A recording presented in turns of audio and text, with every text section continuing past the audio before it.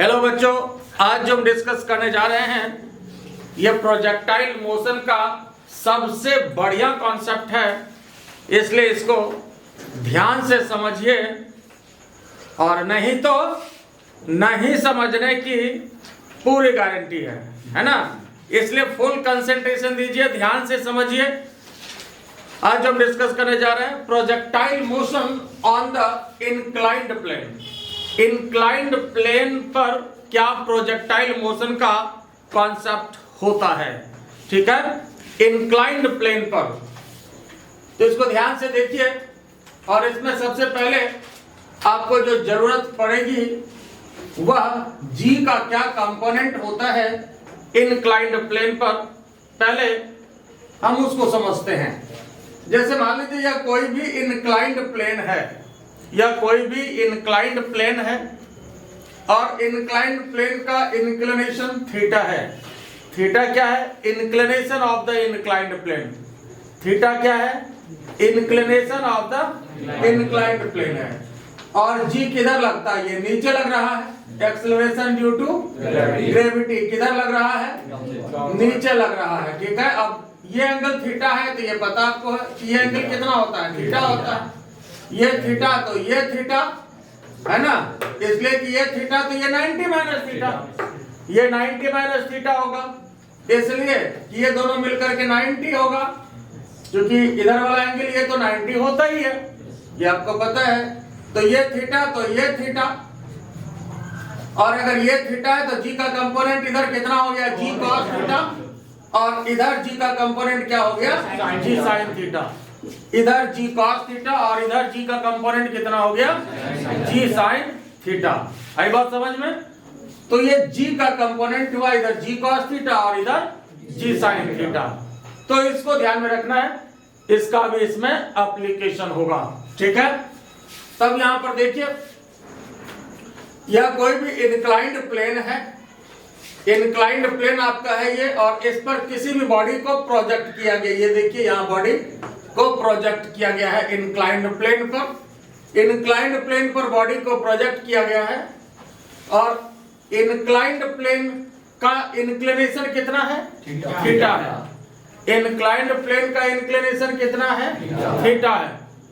और u जो है इसका वेलोसिटी ऑफ प्रोजेक्शन है, आप u मान सकते हैं, v मान सकते हैं, आपकी इच्छा। और ये जो एंगल है ये कितना है? अल्फा है। ये एंगल कितना है? ये जो वेलोसिटी ऑफ प्रोजेक्शन है किसके साथ? हॉरिजॉन्टल के साथ, ठीक है। वेलोसिटी ऑफ प्रोजेक्शन, जिस वेलोसिटी से हम प्रोजेक्ट करते हैं, ये हॉरिजॉन्टल के साथ कितना एंगल बना रहा है? अल्फा। कितना एंगल बना रहा है? अल्फा बना रहा है। ये बताइए, ये पूरा एंगल है अल्फा, ये एंगल है थीटा, तो ये एंगल कितना हो जाएगा? ये एंगल कितना हो जाएगा? Alpha minus theta. ये पूरा अल्फा है, ये ज्यादा है, तो अल्फा में अगर थीटा को माइनस कर दे तो ये एंगल मिल जाएगा। तो ये एंगल कितना मिला? Alpha minus theta. बोलिए कोई तकलीफ इसमें? ये एंगल अल्फा माइनस थीटा और ये वेलोसिटी u है। तो फिर इसका कंपोनेंट हम लेना चाह रहे हैं, u का कंपोनेंट। और कंपोनेंट हमेशा कैसा होता है? परपेंडिकुलर कंपोनेंट होता है। तो u का कंपोनेंट लेना चाह रहे हैं तो एक इधर होगा और दूसरा इधर होगा। परपेंडिकुलर कंपोनेंट ही हमेशा लेते हैं, है ना। तो यहाँ देखिए, इसका परपेंडिकुलर कंपोनेंट यहाँ पर ये u है, इसका कंपोनेंट एक इधर और एक इधर। देखिए, तो इधर और दूसरा इधर, और u का तो कंपोनेंट हम ले रहे हैं, दोनों आपस में परपेंडिकुलर दिख रहा है। और ये एंगल कितना है? Alpha minus theta. तो इसका इधर जो कंपोनेंट हो गया u cos, और ये एंगल इधर cos लेते हैं तो u cos alpha minus theta. और फिर इधर कितना हो जाएगा? u sin alpha minus theta. बोलिए ये क्लियर है? ध्यान से देखिए, बस ये इसमें समझने वाली बात है। पहले तो ये आपका अल्फा माइनस थीटा हो गया और ये u है, तो इधर वाला कितना हो गया? u cos alpha minus theta, और इधर कितना हो गया? u sin alpha minus theta. तो यह जो वेलोसिटी हुआ ये किधर हुआ? Along the inclined plane. यह जो कंपोनेंट हुआ u cos alpha minus theta, ये किधर हुआ?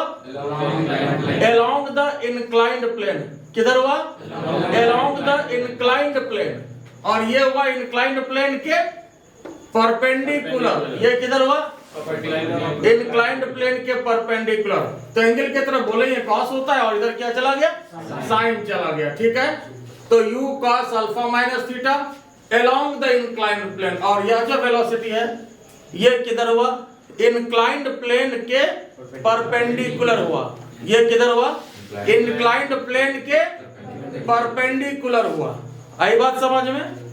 तब यहां पर देखिए, अब g की बात, तो यहां पर ये हम लोग समझे कि g साइन थीटा इधर लगता है और g cos थीटा नीचे इधर है। ये इंक्लाइंड प्लेन के ये भी परपेंडिकुलर है, देखिए। ठीक है, और ये अलोंग द इंक्लाइंड प्लेन है। आई बात समझ में? अब यहां देखिए, यहां से किसी पार्टिकल को हम प्रोजेक्ट करते हैं और ये यहां पर आकर के मान लीजिए कि गिरता है, या कोई भी पॉइंट मान लेते हैं, ए बी सी माने हैं, इसको डी मान लेते हैं। ए यहां है, बी ये है, सी है, यहां पर इसको डी मान लिया। ठीक है, अब यहां पर देखिए हम बात कर रहे हैं इंक्लाइंड प्लेन के परपेंडिकुलर डायरेक्शन में। पहले ऐसे इंक्लाइंड प्लेन के परपेंडिकुलर डायरेक्शन में मान लीजिए किसी भी समय अगर पार्टिकल यहां पर है या यहां पर है, कहीं भी मान लेते हैं, अगर यहां पर है इंक्लाइंड प्लेन के परपेंडिकुलर डायरेक्शन में, ये नहीं करें कि मैक्सिमम हाइट है इसलिए इसको साइड में ले रहे हैं, आप कहीं मान सकते हैं, यहां यहां यहां जहां इच्छा हो। इंक्लाइंड प्लेन के परपेंडिकुलर डायरेक्शन में, जरा ध्यान से देखिए, इंक्लाइंड प्लेन के परपेंडिकुलर डायरेक्शन में हम बात कर रहे हैं। और मान लेते हैं कि अगर ये आपका जो डिस्टेंस है ये y है या h, जो मान लीजिए, मान लेते हैं कि ये कितना है, ये y है। तो इंक्लाइंड प्लेन के परपेंडिकुलर डायरेक्शन में, अच्छा ये बताइए, अगर कोई भी पार्टिकल यहां से चले और यहां पहुंच जाए, ठीक है, यहां से चले और यहां पहुंच जाए, तो इंक्लाइंड प्लेन के परपेंडिकुलर डायरेक्शन में कितना डिस्प्लेसमेंट कवर करेगा? जीरो करेगा। लग रहा है? फाइनल होगा ऐसा? फिर से सुन लीजिए, हमने कहा कि कोई भी पार्टिकल यहां से चले और यहां पहुंच जाए, ठीक है, तो इंक्लाइंड प्लेन के परपेंडिकुलर डायरेक्शन में कितना ये डिस्प्लेसमेंट कवर करेगा? करेगा? पक्का? हाँ, तो सही बात है, ये डिस्प्लेसमेंट कितना होगा? जीरो होगा। इसका एप्लीकेशन होगा अभी। ठीक है, तो पहले जी का कंपोनेंट हम लोग समझ चुके, एक बार फिर देख लीजिए, जी इधर, जी कॉस थीटा इधर, जी साइन थीटा इधर। तो अगर यहां पर हम बात करें जी के बारे में, तो इधर क्या लग रहा है? इधर जी साइन थीटा लग रहा है, और इधर जी कॉस थीटा। ये फिगर नहीं भी बना सकते यहां पर, इसको समझने के लिए हम लोग बना चुके हैं वहां। ठीक है, तो इधर जी साइन थीटा और इधर कितना लगा? जी कॉस थीटा। तो अब इस दोनों जी के कंपोनेंट का दो काम है, दोनों जी का अलग अलग काम है। जी साइन थीटा कब काम करेगा? जब बॉडी इस डायरेक्शन में जाएगा, इस डायरेक्शन में जाएगा तो ये अपोज करेगा। बात समझ रहे हो? इस डायरेक्शन में जाएगा तो ये अपोज करेगा। आई बात समझ में? और अगर इधर ऊपर जाने की बात अगर हम करेंगे तो अपोज कौन करेगा? कॉस थीटा अपोज करेगा। आई बात समझ में? तो ये दोनों जी का दो अलग अलग काम होगा। कब ये काम करेगा, कब ये काम करेगा, समझ में आया? फिर जैसे बोले थे हॉरिजॉन्टल वेलोसिटी, वर्टिकल वेलोसिटी का दो अलग अलग काम होता है, दोनों का अलग अलग काम है ना। हॉरिजॉन्टल डायरेक्शन में जाने की बात होती है तो हॉरिजॉन्टल को पकड़ते हैं, वर्टिकल डायरेक्शन में जाने की बात होती है तो वर्टिकल को पकड़ते हैं। तो उसी तरह से यहाँ भी जी का दो कंपोनेंट है, एक इधर और एक इधर, तो दोनों का काम जो है वो अलग अलग होगा। ठीक है, बात क्लियर हो गया? फिर देखिए यहां पर अब हम बात कर रहे हैं, फिर सुनिए, अगर हमने कहा कि यहां से इस तरह से पार्टिकल जा रहा है और किसी जगह पर हो, मान लीजिए यहां हो, यहां हो, यहां हो, in the perpendicular direction of inclined plane.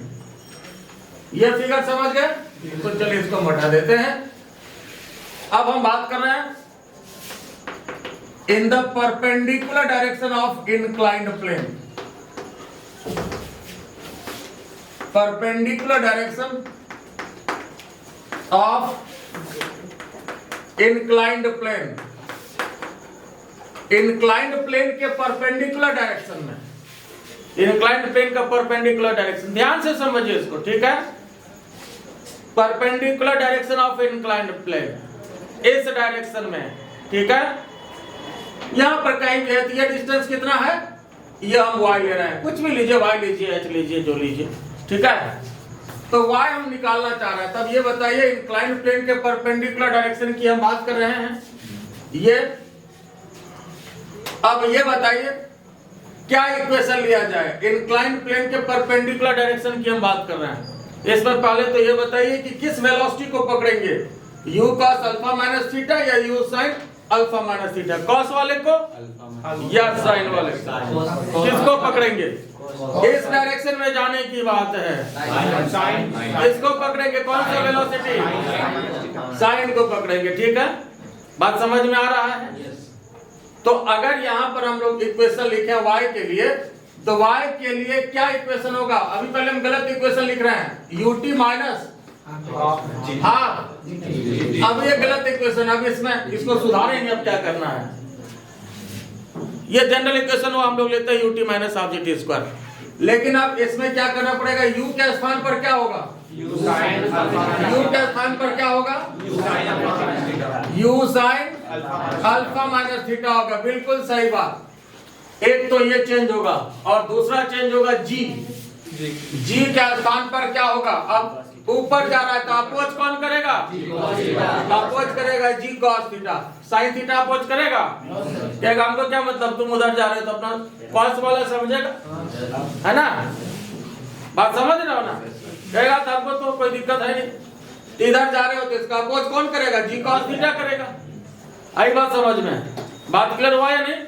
यही कारण है कि जनरल प्रोजेक्टाइल मोशन में जब हम इस डायरेक्शन में बॉडी को फेंकते हैं हॉरिजॉन्टली, तो ये वेलोसिटी चेंज नहीं होता है। हॉरिजॉन्टल वेलोसिटी हमेशा कांस्टेंट होता है, लेकिन यही वर्टिकल वेलोसिटी चेंज होता है। तो जब इधर जाता है तो जी अपोज नहीं करते, कभी वो मेरा काम ही नहीं है। तुम इधर आओगे तब ना अपोज करेंगे हम, या सपोर्ट करेंगे, जो भी करेंगे। इधर जा रहे हो मेरे परपेंडिकुलर डायरेक्शन में, तो हमें कोई लेना देना, तुमको जैसे जाना है जाओ।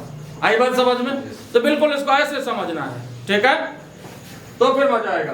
तो u sin alpha minus theta u के स्थान पर, उसके बाद अब g के स्थान पर क्या होगा? g के स्थान पर क्या लेंगे? यहाँ पर बोलो कौन अपोज करेगा? g cos थीटा, यही ना अपोज करेगा? g cos theta. तो अब इसके स्थान पर ये लिखेंगे और इसके स्थान पर ये लिख देंगे। बात समझ में आ रहा है? और ये क्वेश्चन हमने कहा गलत लिख रहे हैं समझने के लिए, तो अब यहाँ पर इसका सही इक्वेशन लिखना है। तो u के स्थान पर क्या लिखेंगे? u sin alpha minus theta t minus half g cos theta, g के स्थान पर g cos theta, g cos theta into t square. बोलो इसमें कोई दिक्कत है? ये बात समझ में आया या नहीं? तो ये मान लेते हैं इक्वेशन फर्स्ट। अब याद ध्यान से देखिए, हालांकि डायरेक्ट इसी से निकालेंगे, फर्स्ट नहीं भी लेते हैं तो कोई दिक्कत नहीं। अब जो बताए थे इस चीज को यहां समझिए। हमने कहा कि ये पार्टिकल अगर यहां से चले और यहां पर पहुंच जाए, ध्यान से देखिए, यहां से चले और यहां पर पहुंच जाए, तो इंक्लाइंड प्लेन के परपेंडिकुलर डायरेक्शन में क्या डिस्प्लेसमेंट होगा? जीरो होगा। होगा कि नहीं? A particle reaches from A to D. If, ध्यान से समझिए, A particle reaches कहां से कहां? A to B, reaches from A to B. तो A to D है ना? A to D, तो इंक्लाइंड प्लेन के परपेंडिकुलर डायरेक्शन में कितना डिस्टेंस कवर करेगा? डिस्प्लेसमेंट वाली बात इंक्लाइंड प्लेन के परपेंडिकुलर डायरेक्शन में कितना डिस्प्लेसमेंट कवर करेगा? In the perpendicular direction, in the perpendicular direction of the inclined plane. Inclined plane के परपेंडिकुलर डायरेक्शन में कितना डिस्प्लेसमेंट कवर करेगा? ये देखिए कितना डिस्प्लेसमेंट होगा? 0 होगा। कोई दिक्कत है इसमें? क्योंकि यहां से यहां चला गया तो इस डायरेक्शन में कितना डिस्प्लेसमेंट होगा? जैसे एप्लीकेशन हुआ था इसके पहले भी, जैसे मान लीजिए अगर प्रोजेक्टाइल मोशन है सिंपल हॉरिजॉन्टल फ्लोर पर और यहां से बॉडी यहां चला जाता है तो इस डायरेक्शन में कितना वर्टिकल डिस्प्लेसमेंट होता है? 0। याद आया? तो ये यूज हुआ था। और यहां पर भी y का वैल्यू कितना हो जाएगा? In the perpendicular direction of inclined plane y कितना हो जाएगा? 0। बोले इसमें कोई दिक्कत है?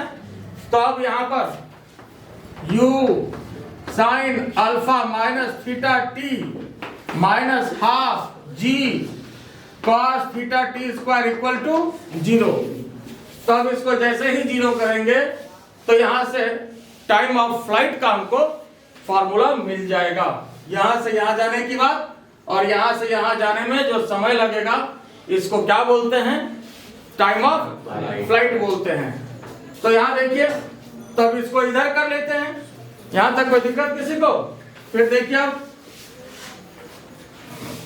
तो u sine alpha minus theta t equal to half g cos theta t square. तो ये देखिए t स्क्वायर t से कट गया तो यहाँ t का वैल्यू कितना मिल गया? देखिए 2 साइन अल्फा माइनस थीटा, देखिए ये 2 इधर चला गया, 2u sine alpha minus theta upon g cos theta.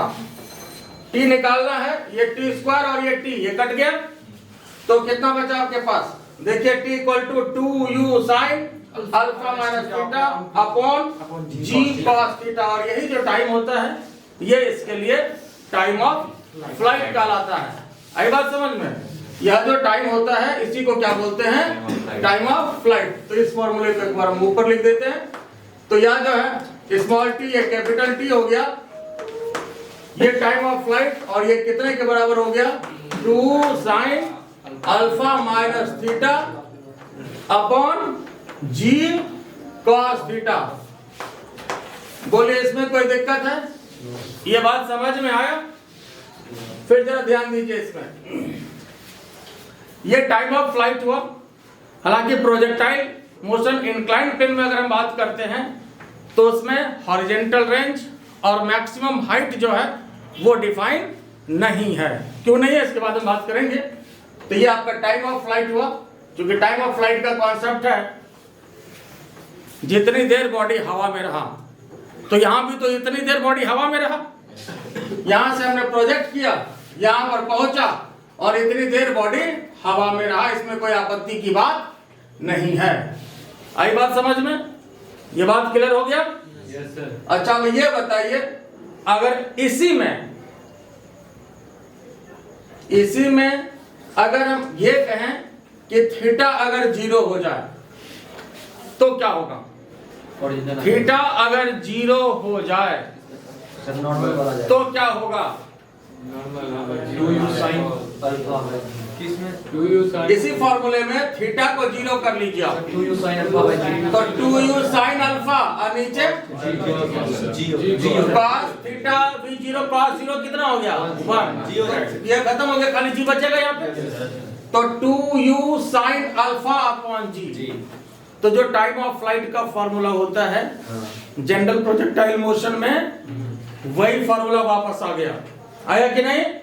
अगर यहाँ पर थीटा को 0 कर ले, मतलब ये जो इंक्लाइंड प्लेन आप देख रहे हैं, अब थीटा 0 होने का मतलब इंक्लाइंड प्लेन खत्म हो गया। अब क्या हो गया? हॉरिजॉन्टल प्लेन हो गया। इंक्लाइंड प्लेन अब खत्म हो गया, हॉरिजॉन्टल प्लेन हो गया। तो हॉरिजॉन्टल प्लेन जब हो गया तो थीटा 0 हो गया। तो हॉरिजॉन्टल वाला जो फॉर्मूला होता है सिंपल प्रोजेक्टाइल मोशन वाला, वो आपको वापस यहाँ मिल गया। मिला कि नहीं? देखिए नहीं मिल गया? तो यहाँ पर थीटा को जैसे 0 करेंगे तो 2u sin अल्फा नीचे g, ये आपको मिलेगा। कोई दिक्कत इसमें? यहाँ तक कोई दिक्कत है? तो इसको पहले लिख लीजिए, तो हम साइड हो लेते हैं, फिर आगे डिस्कस कर रहे हैं। देखिए अभी हम लोग देखें टाइम ऑफ फ्लाइट ए से डी तक पहुंचने में कितना समय लगता है, तो इसके लिए आपके पास ये फॉर्मूला है, t = 2u sin alpha minus theta नीचे g cos थीटा। और हमने कहा इसी में अगर थीटा को 0 कर दे तो देखिए थीटा को 0 करेंगे तब जो है ये फॉर्मूला किसमें बदल जाएगा, 2u sin alpha upon g, इसलिए कि cos 0 तो 1 हो जाएगा। ठीक है, अब जो मेरा नेक्स्ट टारगेट है वो है इस डिस्टेंस को निकालना, AD निकालना, AP निकालना, फिर PD निकालना। देखिए एक्चुअली इंक्लाइंड प्लेन पर जो है ये हॉरिजॉन्टल रेंज डिफाइन नहीं है, इसलिए कि इसको हम लोग हॉरिजॉन्टल रेंज कह सकते हैं क्या? जरा देखिए, ये हॉरिजॉन्टल रेंज नहीं कह सकते, ये हॉरिजॉन्टल पहले है कहाँ? ये तो इंक्लाइंड है, इसको हम लोग हॉरिजॉन्टल रेंज कहें तो ये उचित नहीं है। हालांकि निकाल सकते हैं ये डिस्टेंस कितना होगा, और निकालेंगे भी, ये टारगेट भी है हमारे यहाँ पर। फिर ये डिस्टेंस, इसको क्या हम लोग हॉरिजॉन्टल रेंज कह सकते हैं क्या? ये हॉरिजॉन्टल रेंज कह सकते हैं क्या? जी नहीं साहब, इसको भी हॉरिजॉन्टल रेंज नहीं कह सकते हैं। हॉरिजॉन्टल रेंज का जरा देखिए तो हमने क्या कहा, हॉरिजॉन्टल रेंज ये कॉन्सेप्ट होता है ना, हॉरिजॉन्टल रेंज आपका देखिए ऐसे होता है, ये हॉरिजॉन्टल रेंज होता है। तो यहां से कोई बॉडी मान लो अगर ऐसे जा गया और ये जाता रहता तो क्या यहीं गिर जाता क्या? जरा सोचिए तो कहा जाता ये ऐसे जाता तो ये यहाँ जाके गिरता। हम लोग तो यहीं तक हैं, तो ये होना चाहिए क्या? नहीं होना चाहिए। आई बात समझ में? तो इसलिए हमने कहा कि हॉरिजॉन्टल रेंज इसमें डिफाइन नहीं है। ठीक है, लेकिन निकालेंगे, ये डिस्टेंस निकालेंगे, ये डिस्टेंस भी निकालेंगे, ये डिस्टेंस भी निकालेंगे, सभी निकालेंगे, निकाल सकते हैं आराम से। ठीक है, और इसमें सबसे पहले हम इस डिस्टेंस की बात करेंगे, और इसको रेंज नहीं कहते हैं, रेंज नहीं बोलेंगे, ये समझ गए, हॉरिजॉन्टल रेंज नहीं है ना। तो इसको हम लोग हॉरिजॉन्टल डिस्टेंस कह सकते हैं। मान लीजिए कोई पार्टिकल यहां से फेंके और यहां गिरा, तो हॉरिजॉन्टल डिस्टेंस कितना कवर किया? तो हॉरिजॉन्टल डिस्टेंस इतना कवर किया, इसमें कोई शक नहीं, हॉरिजॉन्टल डिस्टेंस कवर्ड आप इसको कह सकते हैं। तो यहां आइए, हॉरिजॉन्टल डिस्टेंस कवर्ड कितना होगा इसकी बात करें। देखिए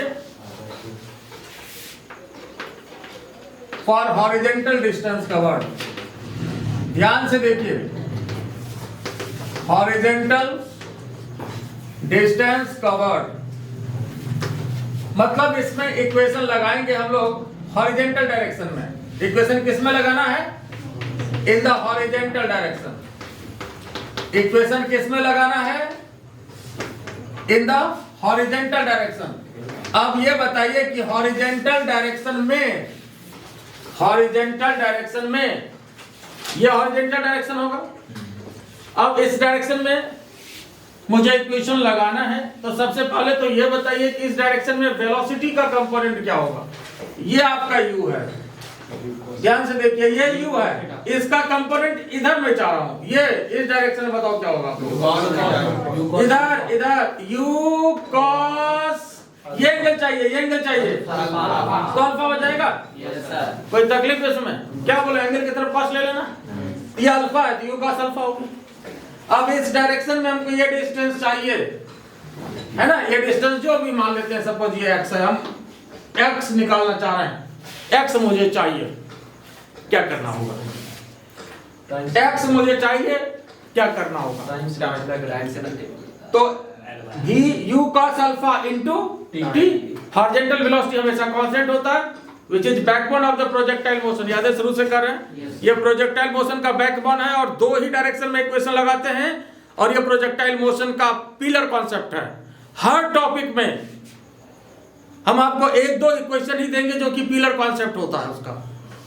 हर एक टॉपिक में ऐसा एक दो कॉन्सेप्ट है जो कि पिलर कॉन्सेप्ट है और उसी पर पूरा टॉपिक टिका हुआ है, चाहे वो टॉपिक कितना भी अच्छा क्यों नहीं हो, कितना भी बड़ा क्यों नहीं हो, मात्र एक दो कॉन्सेप्ट ही उसका पिलर कॉन्सेप्ट होता है। और इस चीज को अगर आप पकड़ेंगे तो फिजिक्स आपको बहुत अच्छा लगेगा, आसान लगेगा। ठीक है, इस चीज को पकड़ने की जरूरत है। तो यहां पर u cos अल्फा x निकालना चाह रहे हैं, बोलिए। तो u cos अल्फा, यहां पे देखिए कंसेप्ट तो वही है, velocity, horizontal velocity into time. ये टाइम ऑफ फ्लाइट के लिए है यहाँ, हालांकि टाइम ऑफ फ्लाइट डिफाइन है, बाकी डिफाइन नहीं है। तो u cos अल्फा और उसके बाद t अभी निकाले हुए, देखिए फॉर्मूला आपके पास वहां सामने है, 2u sin alpha minus theta upon g cos। कोई दिक्कत है इसमें? तो 2u स्क्वायर cos अल्फा, 2 इधर दे दिया, u square cos alpha sin alpha minus theta और नीचे क्या, g cos थीटा। ये किसका वैल्यू मिला? x का वैल्यू मिला। मतलब हॉरिजॉन्टल डिस्टेंस कवर्ड इतना ही होगा। हालांकि इसको हम हॉरिजॉन्टल रेंज नहीं बोलेंगे, क्यों नहीं बोलेंगे बात समझ में आ गया, लेकिन हॉरिजॉन्टल डिस्टेंस जरूर बोल सकते हैं। Horizontal distance covered 2u square cos alpha sin alpha minus theta upon g cos theta. बोले इसमें कोई दिक्कत है? तो इसमें कंसेप्ट क्या था? बढ़िया कंसेप्ट ये जरूर है, लेकिन इसका कंसेप्ट क्या था? हॉरिजॉन्टल वेलोसिटी इनटू टाइम लगा दिया, क्योंकि हॉरिजॉन्टल वेलोसिटी हमेशा कांस्टेंट रहेगा। हॉरिजॉन्टल वेलोसिटी हमेशा कांस्टेंट रहेगा इनटू टाइम, जो भी टाइम एक्चुअली तो गया ये ऐसे है, लेकिन हॉरिजॉन्टल डिस्टेंस इतना ही कवर हुआ ना, कोई तकलीफ इसमें? समझ में आया?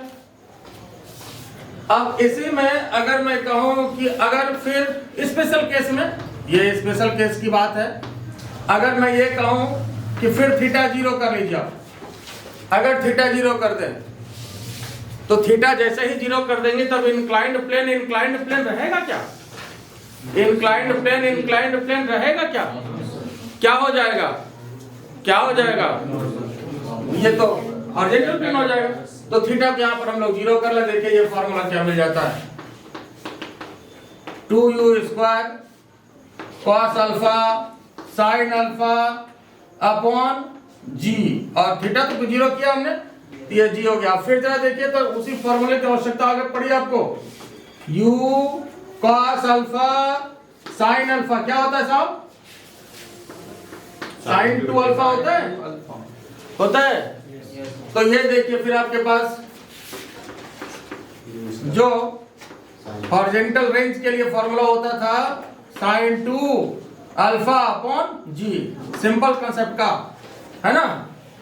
सिंपल प्रोजेक्टाइल मोशन में जो आपका फॉर्मूला रेंज का आता था, u square sin 2 alpha upon g, ये अल्फा है, तो u square sin 2 alpha upon g। बोलिए ये बात क्लियर हुआ या नहीं हुआ? समझ में आया या नहीं आया?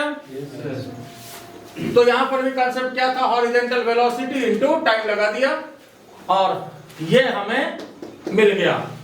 ठीक है, ये डिस्टेंस मिल गया। अब क्या निकालना है? अब ये डिस्टेंस निकालना है। ठीक है, ये डिस्टेंस हम लोग निकाल चुके हैं, अब ये डिस्टेंस निकालना है। तो इसके लिए क्या करेंगे, पहले इसको लिख लीजिए, फिर हम बात करते हैं। तो साइड हो लेता हूं। आइए अब जब निकालने जा रहे हैं, ये डिस्टेंस मतलब distance travelled along the inclined plane. अभी हमने ये डिस्टेंस निकाला और अब इस डिस्टेंस को निकालना है, ये आपका मेजर टारगेट है। और इसको निकालने का तरीका, ये ट्रायंगल हम लोग कंसीडर करेंगे right angle triangle. Right angle triangle A D P, ये पी है। इस राइट एंगल ट्रायंगल में ये हम लोग निकाल चुके हैं, x का वैल्यू कितना है अभी हम लोग निकाल चुके हैं, इसको हमने ऊपर लिख दिया है। ठीक है, आपको इसी की जरूरत पड़ेगी, x की जरूरत पड़ेगी, और ये x अभी आपके सामने है, 2u square cos alpha sin alpha minus theta upon g cos theta. कोई दिक्कत इसमें? तो यह जो राइट एंगल ट्रायंगल है, इसका यूज करेंगे from right angle triangle,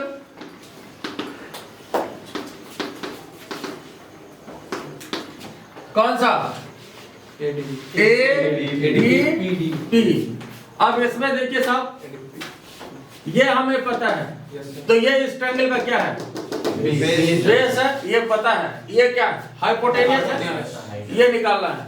base पता है, हाइपोटेनियस निकालना है। तो बेस और हाइपोटेनियस के बीच कौन रिलेशन देता है, कॉस देता है। तो इस ट्रायंगल में हम लोग कॉस थीटा कंसीडर कर लें।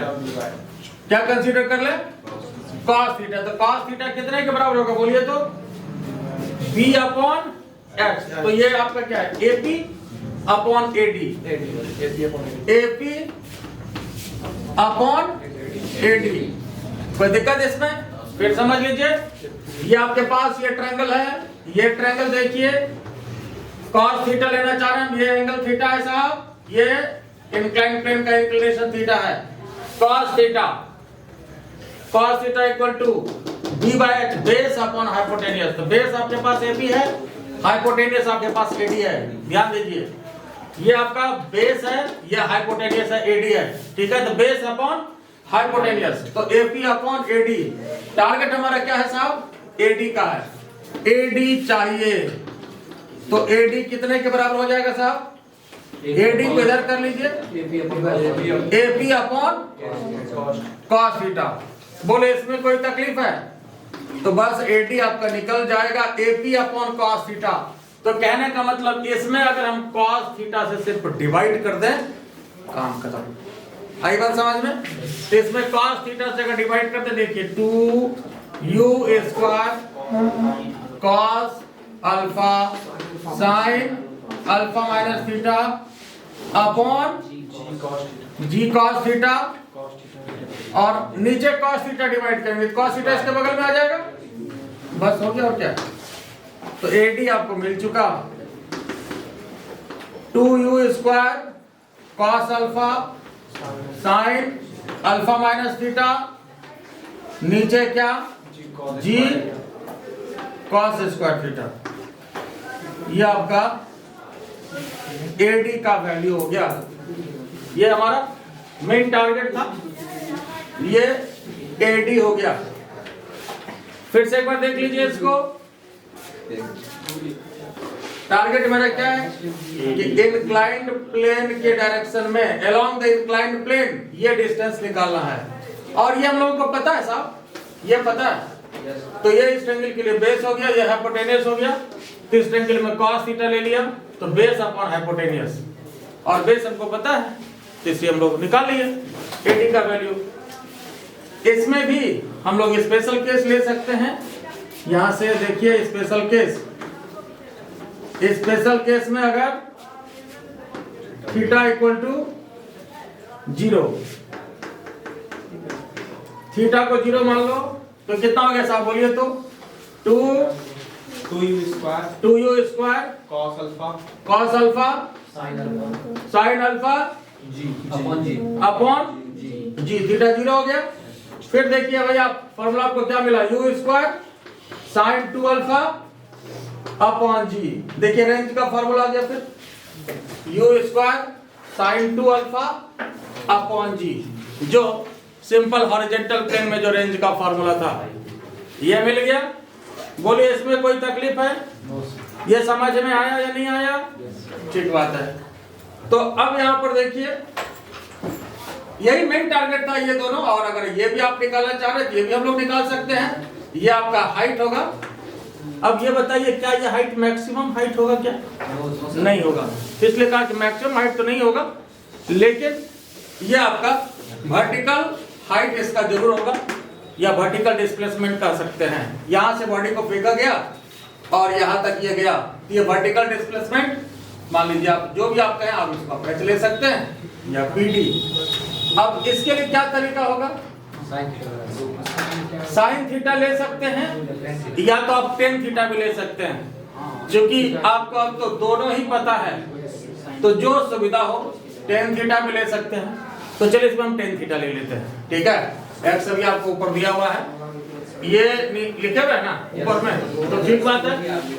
तो यहाँ देखिए साहब, अब यहाँ पर वर्टिकल डिस्टेंस चाहिए h for vertical distance.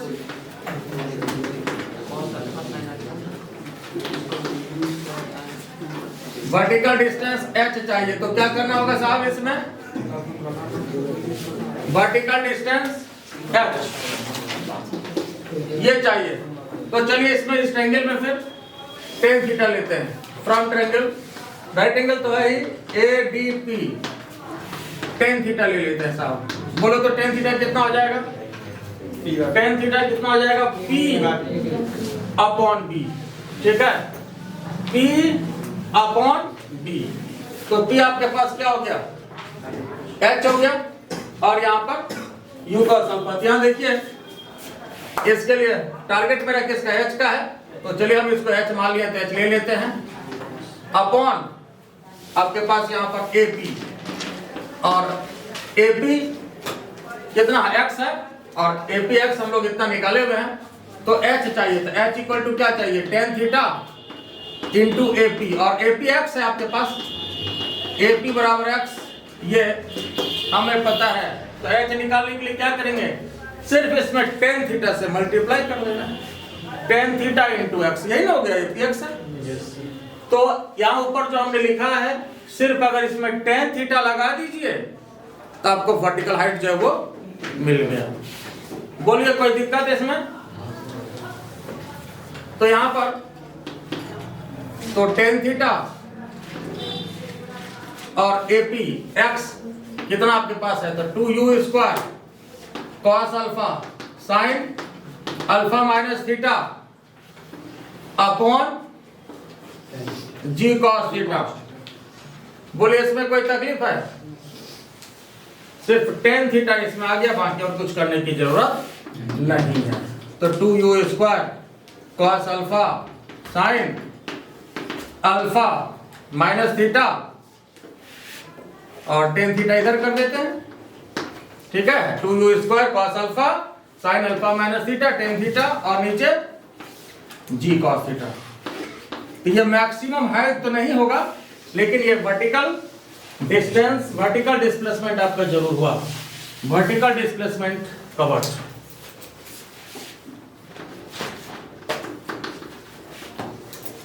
Vertical displacement हुआ। बोलिए इसमें कोई दिक्कत है, बोलिए क्लियर हुआ या नहीं, कोई तकलीफ इसमें। तो यहाँ पे देखिए कंसेप्ट बहुत अच्छा था, फिजिक्स में ऐसा कंसेप्ट बहुत कम आता है, लेकिन कंसेप्ट मात्र वही दो डायरेक्शन में यूज हुआ, एक बार हॉरिजॉन्टल में लिया, एक बार वर्टिकल में लिया। बढ़िया कंसेप्ट था, लेकिन फिजिक्स तो वही था, एक बार हॉरिजॉन्टल में लिया, एक बार वर्टिकल में लिया, ठीक है। तो यहाँ तक किसी को कोई दिक्कत है, तो चलिए ठीक है। और अगर ये अच्छा लगा हो आप लोगों को तो लाइक करना है, सब्सक्राइब करना है, ठीक है, कमेंट भी करना है, ठीक है, तो कमेंट भी करिएगा। कुछ बच्चे ऐसा भी सोचते हैं शायद लाइक करेंगे तो सर को लगता है कि 4 लाख रुपया आ जाएगा, तो ऐसा कुछ नहीं होता है, उससे हमें भी एक प्रोत्साहन मिलता है ताकि हम वीडियो आप लोग को प्रोवाइड कर सके, है ना। ऐसा कुछ नहीं होता है ना, आपको कोई घाटा होता है उससे, है ना। जैसे आप लोग क्वेश्चन गलत भी बनाते हो तो कहते हैं हम सही बना रहे हो, ठीक है, अच्छा है, तो उससे आप बूस्ट अप होते हैं, तो हमें भी एनर्जी आपसे मिलती है। Thank you very much.